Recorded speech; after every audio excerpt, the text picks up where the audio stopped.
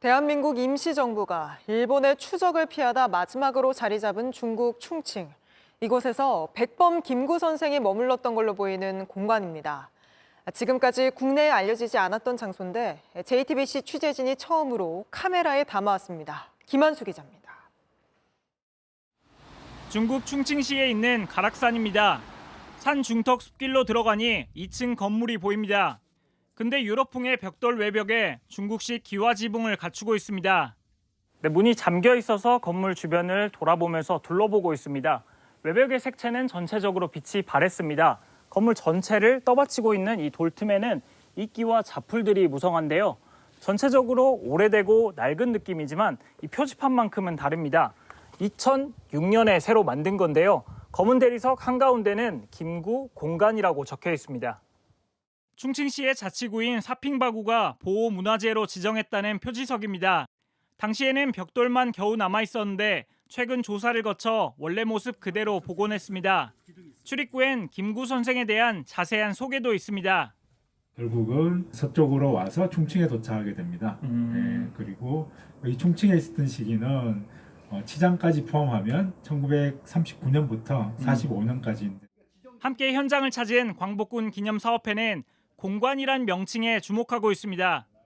일제의 폭격에서 보호하기 위해서 여기다 공간을 만들어주셨습니다. 집무실입니다. 대한민국의 임시정부를 그만큼 존중해주고. 이영만리에서 발견된 김구 공간은 일제강점기 잊을 수 없는 역사를 보여주는 또 하나의 새로운 증거입니다. JTBC 김한수입니다. 보신 것처럼 김구 선생의 공관은 중국 지자체가 문화재로 지정해 관리하고 있습니다. 그런데 정작 우리 기관들은 이곳에 대한 사료가 없다며 사실상 모른 채 해왔는데 JTBC가 이번 현지 취재를 통해 확보한 사료들을 제공하기로 했습니다. 계속해서 김한수 기자입니다. 폭탄이 떨어지고 검은 연기가 치솟습니다. 1938년부터 시작된 일본의 충칭 대공습입니다. 日军从1938年2月18日至1943年8月23日对重庆进行了长达5年半的战略轰炸。 JTBC가 현지에서 입수한 1993년에 출판된 책입니다. 공습이 시작되자 중국 국민당 정부는 중요 인물들을 가락산으로 피신하도록 명령했다는 구절이 나옵니다. 패망한 대한국 총리 김구호라는 이름도 나옵니다. 여기에 보면 대한민국 임시정부가 여기 개화환에 있었고 그 옛날 건물의 모습이 아직 존재한다라고 표기가 되어 있습니다. 2005년도 책에는 김구 공간의 복원 전 사진이 실려 있습니다. 목재인 창틀과 테라스는 부식됐지만 지금의 모습과 똑같습니다.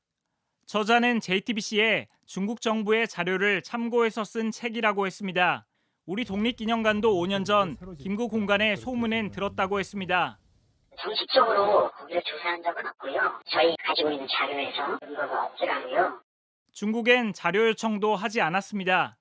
말씀하신 그 자료는 현재도 저희가 현재까지도 접근은 하지 못했고요. 혹시 보내주시면 취재진이 접촉한 국내 역사 분야 전문가들은 중국 측 자료 입수가 시급하다고 입을 모았습니다.